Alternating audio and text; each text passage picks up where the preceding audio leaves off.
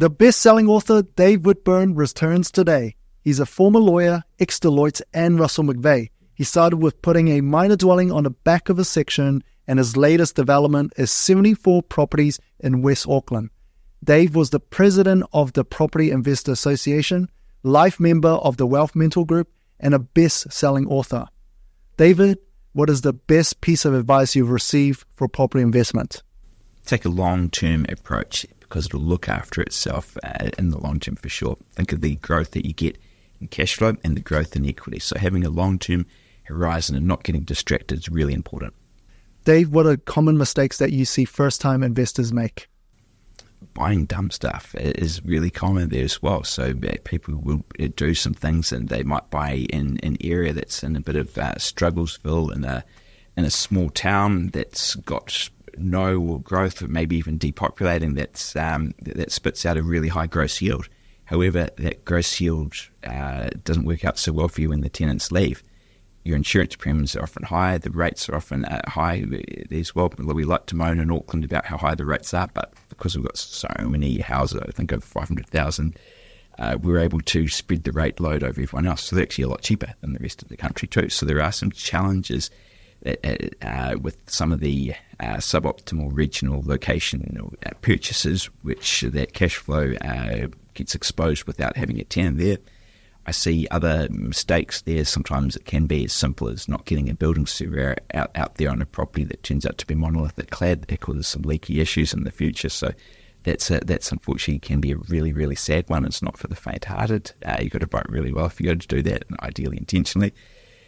Some other common mistakes, it can be just sometimes buying a new build, and it's a bit less common now, but they've come off the peaks off, sort of 20-25% off their peaks there. But some of the new builds that might only have, say, a 4% gross yield, that's pretty unexciting because by the time you've done it, paid your body corporate fees, which will include your insurance premium and allowing for your rates, provision for repairs and maintenance there. What's your actual net yield? How much cash flow are you hemorrhaging on that property? What can you do to add value to it? Sometimes not so much there. So that works really well for some people, but for many people it doesn't work so well. So that one can actually be a mistake as well. What I notice about first-time investors is that they're scared of investing in small cities to begin with. Just on how small you are there, because it might be somewhere like Thames, beautiful, but Thames Coromandel District Council zones to show that it is depopulating. So there are some challenges on doing that, whereas somewhere like Whitianga is now about to overtake Thames in its population there, and that's growing. So it's small, but does it have a growth story, and is there infrastructure coming in place there as well? Because what's relevant there, it's something there that's going to have those demographic trends that are going to help you there. Because at the end of the day, what's property investment growth? What are the factors for it? I call it the pie factors. So with your pie factors, you're looking at population, the P for that. You're looking at infrastructure, that's the I, and then you're looking at employment. So if you've got those factors in place, or at least two of the three of them, they've really got to be there, in my mind, to make sure that that's a place there that you want to live and be in. I'm greedy, so I like a lot of pie. So I like to have all three factors present as well. So what you're saying is don't look at a city for its size, look what is going on. That's the pie factors blend, and having that population growth, having that supporting even it's there that other people like it. So the place is growing, it's got some things happening for it. That's a helpful one there as well. Then you can ride the wave upwards. Why? Everyone needs a roof over their head. Where do you find this data? Stats NZ have it. Actually, the little local councils do often survey their population to do that. Some of them even have nice planning offices that'll tell you that information for free. A lot of investors don't realise that, or don't know, don't get too shy about doing. But you can actually call councils and get a minefield of information from them. There are some really interesting reports that some of the economic providers like Sense Partners and things like that will do as well. You have to pay for some of that. The other factors like infrastructure, that one's a bit tricky, and you kind of need to get that from council quite often, reading papers, sometimes the local papers, to get a better understanding of what's going on in a certain area. So they'll some of the projects are quite exciting to do it there. Things like Manawa, the sewage upgrades helped to transform that area. So it's just looking at something that's going to give a reason for doing that, and then carving up the sites into smaller ones that come from that. The employment ones, just some jobs, some growth stories as well. Sleepyhead Factory in Ohiniwai might be an example of that, but you can see some of the things in Drury East as well coming through there. The areas like Mildale, the infrastructure coming in along there. It's pretty exciting doing that. We'll see New Plymouth go from strength to strength with the oil and gas ban starting to come off. It takes a little bit of time for it to kick in, but those are some reasons there that perhaps on the infrastructure employment side that will be able to look for, and the population will follow.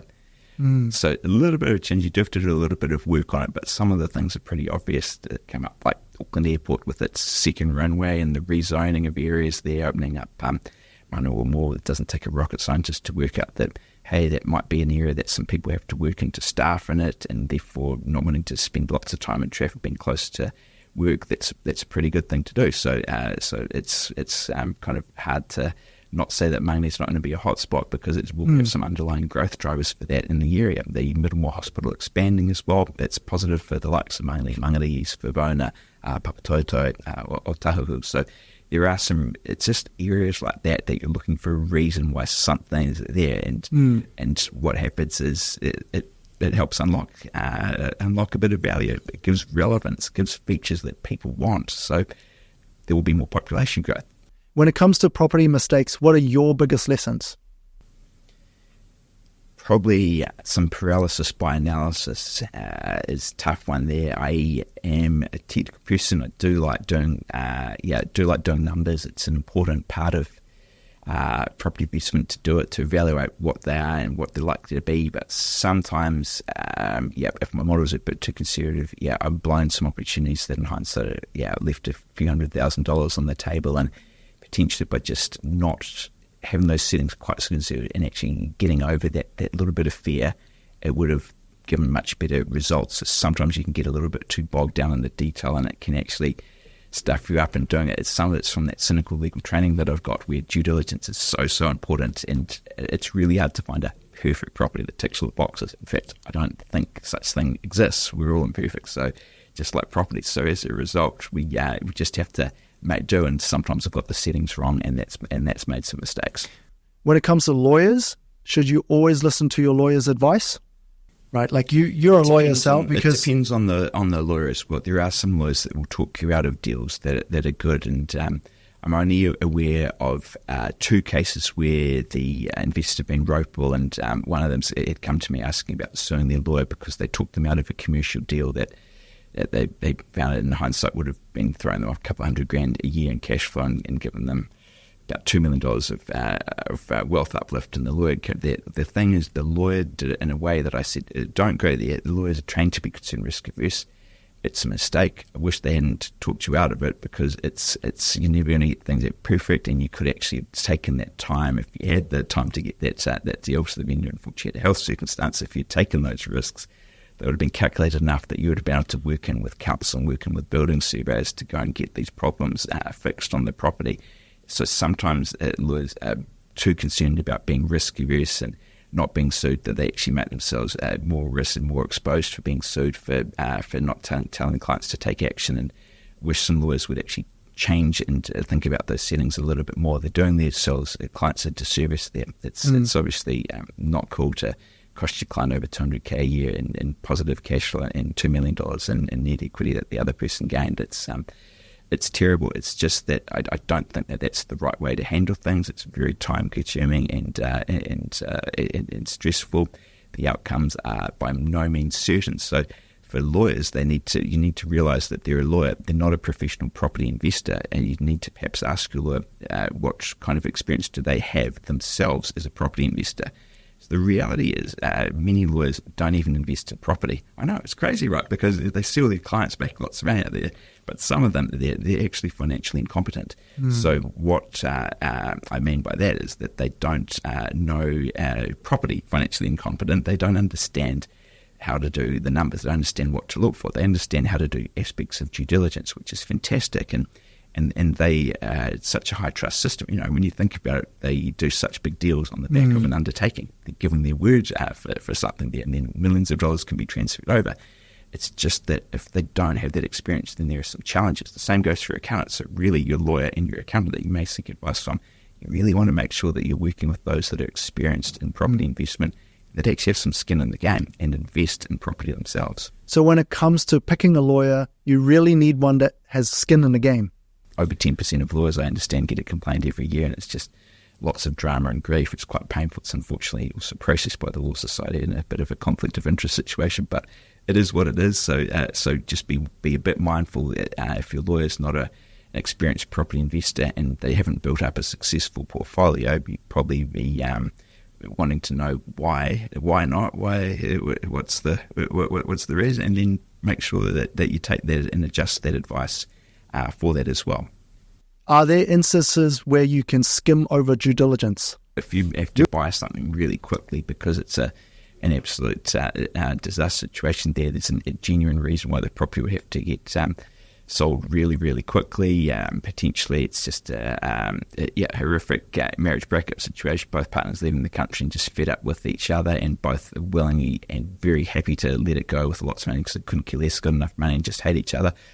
Well, then sometimes when deals like that come on, I've only had a deal just like that once in my life. I was able to do a deal, and I didn't have time to actually get my lawyer couldn't return the call because I had to do the deal within 2 hours and go unconditional it, but you buy it super cheaply. I think I bought it at something like $255 or so when it was probably worth $420 to $450. So I bought it with a decent discount on it. I had a big backyard, so I knew I'd be able to do a couple of extra houses in it as well. So you can take a few risks and do it. It's just that it's not for the faint-hearted. You must ensure that you've got the financial pre-approval, or even better, as I had enough money in a revolving credit to buy it without any bank help. So you've got to make sure that you're able to perform the be able to perform the settlement on your obligations. So I don't mean that for everybody. It will be a stage, age, and risk thing. But as mentioned before, I've done well over 700 dwellings there. It's sort of second nature to me, so I will have a higher skill set and risk profile than others as a result of that experience that I've fashioned over the last 22 plus years of investing in property. So I don't think that we could teach and not doing due diligence. I think that's extremely dangerous, and that's for just the top 1% of people that have the deep pockets to do it, because if you make a mistake from not doing due diligence, it can be serious. I've heard of mistakes being made in areas like Te Kamo, which is formerly Kamo in Whangarei. What many people don't know is there are some coal mine shafts underneath it as well. So some of these land, bigger section there, sold for some price there as well. But try getting a geotech report, try building on it there as well. It's not so fun. It's starting to happen there as well. So there's a reason for that. But it's a trap for young players. It's displayed on a council map in a red zone. If you called a council duty planner, you'd find it. If you've got a limb report or even a property file, you'd probably find it definitely on a limb report, maybe on a property file. You just have to be a little bit careful on projects like that to do it. Do many people know really what a monolithic clad building is? It might not be leaking, might be actually really solid when you tap it, but does it just have a little bit of extra plaster on it, but it's still direct fixed fibre cement on untreated timber with some of the nails held together by paint, which is a form of plastic, with a nail that's already partway through on the lean and damp, so you're just a few months away from a major issue. Who knows? So you've just got to adjust that. If you're buying that property at half of the land value component of its value, then perhaps you wouldn't worry too much. But if you're only buying it 10% under, that's pretty dangerous to me. So it's a long answer to your question, but it's a horses for courses thing, and it's highly situation independent. You're hugely successful. You have an accounting and lawyer background. How often are you leaning on consultants for your deals?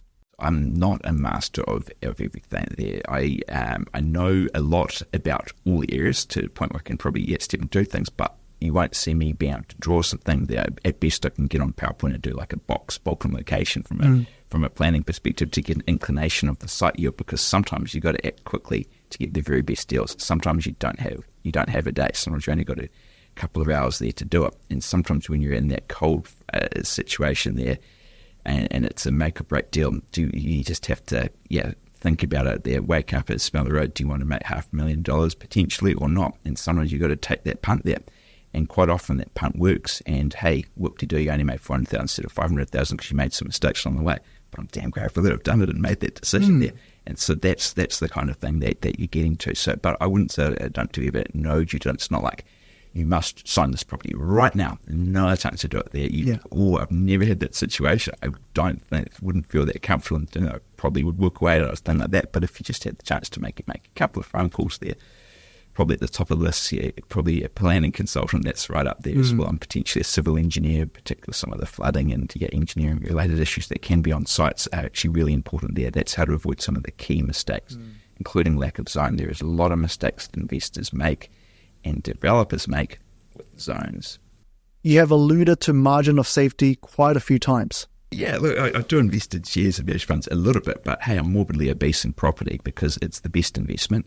But the reality is you don't want all your eggs in one basket, but you've got to have that safety buffer in there, because sometimes things will happen. Not everything in life goes to plan. That, of course, sometimes your roof's going to stuff up, sometimes your drive will stuff up, sometimes you'll have these dreaded floods and there'll be some issue and a retaining wall will collapse then. The insurance company doesn't pay out on that for XYZ reason, so you've got to suck it up and wear it. So having those strategies in place, by having those buffers, whether it's a revolving credit account, pulling an offsetting account, or whatever strategy you've got, it's just important to do it, have them there. And in development, you must have a contingency fund in there. Not everything will go to plan. It's your job when you're project managing it to defend that contingency, but you've got to have those margins of safety in there. It drives me mad seeing contingencies of 1%, 2% with zero.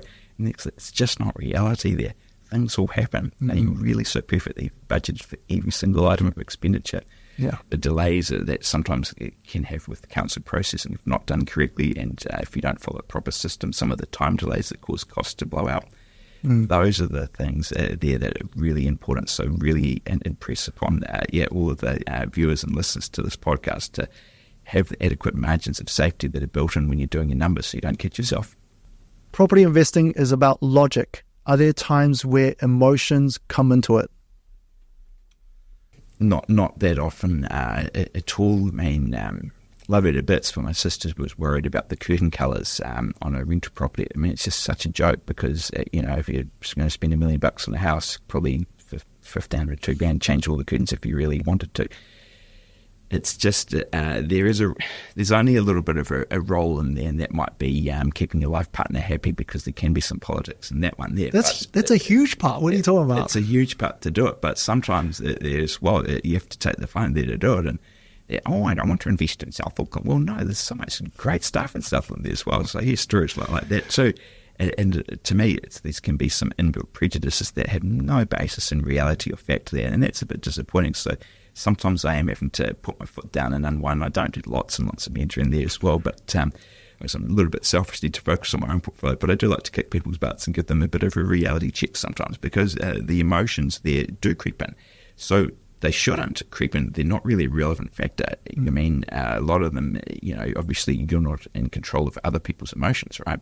So you just have to be able to realize what are you doing it for?